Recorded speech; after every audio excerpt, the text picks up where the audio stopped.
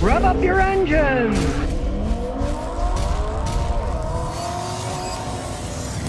Well, the great Chevy Blazer electric vehicle extravaganza has come to a screeching halt. GM has just ordered a stop delivery for them because it turns out that they're rolling piles of junk and they're falling apart. They were the National Auto Magazine guys. They bought one to try out for a year, and the guy was stranded with a few miles on it with something like 33 trouble codes, and for 2 weeks at the dealer, they still can't figure out what's wrong now. I mean, that shows you how bad it really is. A National Car Magazine buys it to say, are these any good? Then it has 33 codes, and they send it in. 2 weeks later, they still haven't fixed it. Now, you'd think they'd get their geniuses out. Uh-oh, these are the big boys trying out our stuff. Make sure they get a good one, and then if something goes wrong, quick, fix it, right? Imagine if it was just you, just a regular person on the street. They wouldn't give a rat's behind about you. You might be months or years before they fix the thing. They certainly aren't going to fly in their experts, right? Well, now they're not selling them because they've gotten so many problems with these things. Stopping on the road, not charging, the dash is going dead. If anybody thinks General Motors can make electric vehicles, they got rocks in their head. They can barely make electronics for regular gasoline and diesel vehicles. When the whole car's electronic and GM's making it with computer software, I wouldn't buy one of those things. I wouldn't even rent one. I wouldn't even go rent one if I was flying somewhere. They said, the only thing we have is a Chevy EV. I said, you got anything, a van, anything, you know? Maybe even a bicycle. Not something that GM makes that doesn't even go down the road. But now they had to stop selling them, and they got to figure out what's wrong, right? Good luck on that one, people. That's why I tell people, just to begin with anything, don't buy the first model of anything that's out there, right? Modern society, a lot of the young people have the exact opposite. I want the newest thing. Give me the newest thing. I'm like, don't give me the newest thing. It's probably not made right. It's going to break. It's going to cost too much money. I'll wait till it's been out a while, and then it's proven that it works. That's one of the good reasons you should buy a used car. One, you're going to save a fortune buying a used car if you know how to do it. But two, say it's a 5-year-old car. It's been out there, and it still runs fine. Tells you it was made pretty good, right? You buy a new car, it is unproven. Even a new Toyota, you don't know if it's going to work or not until you've driven it a while, right? Maybe they changed something that year, different than the other ones, and then they got problems. Well, in this case, they're not even selling them now. They got to stop selling these stupid electric Blazers. Another EV launch that is sinking below the horizon here. Cummins, the big diesel manufacturer, is now facing the largest fine for cheating on their diesel emissions, right? You remember Volkswagen and Dieselgate? Well, Cummins make a lot of diesel engines. They were even worse. The engine manufacturer Cummins, I'm sure you've seen Cummins diesels, right? They're good diesel engines, has agreed to pay a $1.675 billion fine for installing defeat devices on a bunch of their engines. It's on over 1 million pickup truck engines that were sold in the United States. Defeat devices, of course, they defeat the emissions. So when they're tested, it looks like they're doing good, but then when you're actually driving, they pollute more. And I love the horse manure that comes out of these companies' mouths, right? They're paying a $1.675 billion fine, right? $1.675 billion. It's a lot of money, right? No, they said we didn't do anything wrong, but they're paying all this money. Yeah, and they just felt like giving us money away, right? Here's what Cummins says. We do not admit any wrongdoing. There's no evidence that employees acted in bad faith. How ridiculous. That shows the hypocrisy of our legal system, right? They're willing to pay out $1.65 billion. But they say, oh, we didn't do any wrong. We're not admitting to any wrong. Here's a bunch of money to shut you up. Now, if that isn't hush money, I don't know what is hush money, right? I mean, the hypocrisy behind this stuff is totally unbelievable. They'll pay this giant fine, yet they won't admit to any wrongdoing.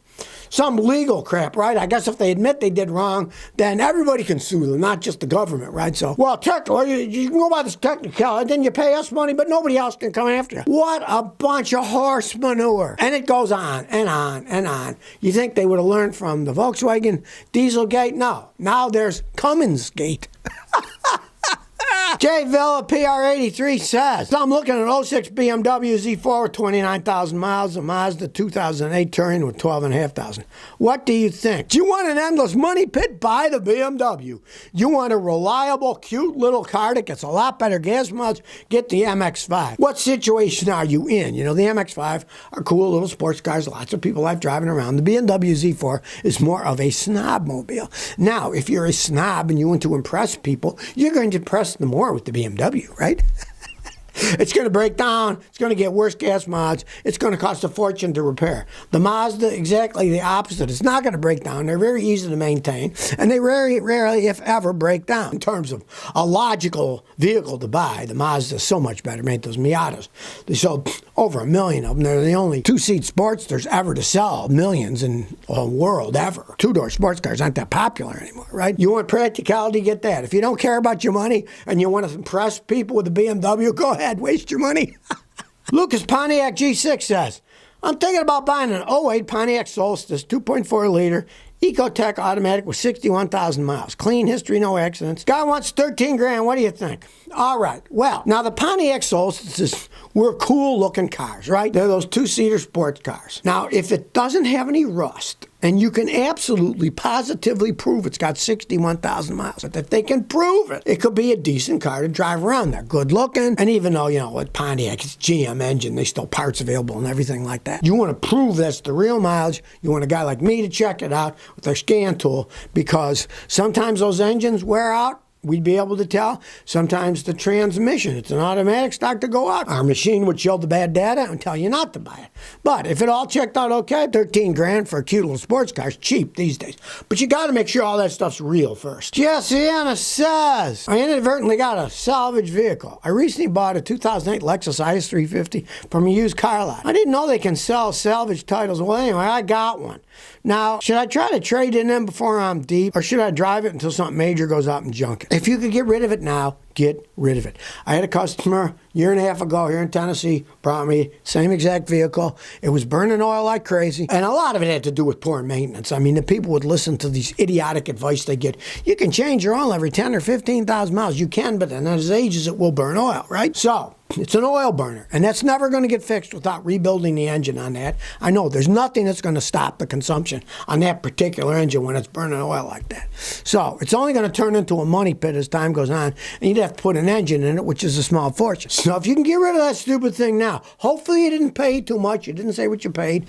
It is a 16-year-old car, so it's relatively old, so you shouldn't have paid too much for it. I would say get rid of it as fast as you can and get something that isn't burning oil. Now, if it would have been a Lexus or a Toyota that didn't burn oil, you could probably drive it for a really long time. That particular one had some problems. The people didn't obviously maintain it correctly, and you don't want to be on the bad end of a lemon Lexus because it wasn't obviously maintained that well, because I've had customers with them that changed the oil every 5,000 miles religiously, and they didn't end up burning oil. You got a bad one, get rid of it as fast as you can and learn a lesson. Ask about the title before you buy a car. Salvaged, reconditioned, whatever. Don't buy the car. If they give some excuse, we don't have to, they're going to at least have a picture of the title and tell you what the front and the back to make sure it wasn't salvaged or reconditioned title. Now, I just learned something from your viewers. Great, keep the information coming. In New York State, only a car that is 8 years old or newer will get a salvage title if it's wrecked, flooded, etc. I had an '05 Matrix with 225,000 miles. Turns out it was totaled, but it had a clean title. Be extra careful when buying used. This was a surprise to me. Kind of scary when you think about used cars. So you get an older one, maybe it was wrecked, flooded, stolen. You're not going to know because by law, they don't have to tell you.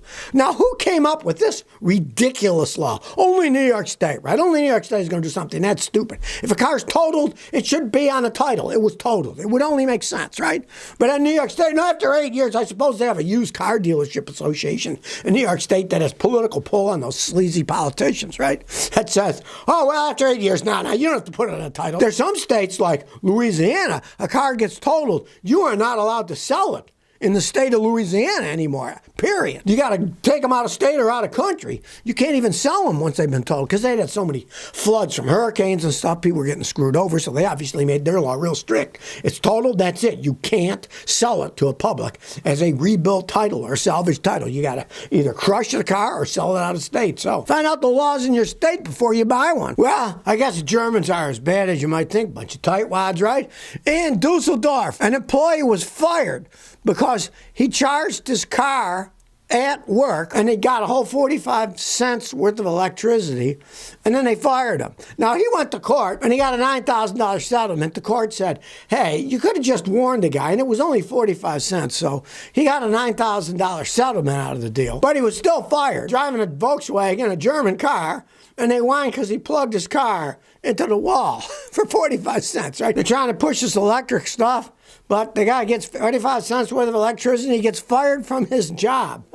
What kind of a message does that send the public? So if you never want to miss another one of my new car repair videos, remember to ring that bell.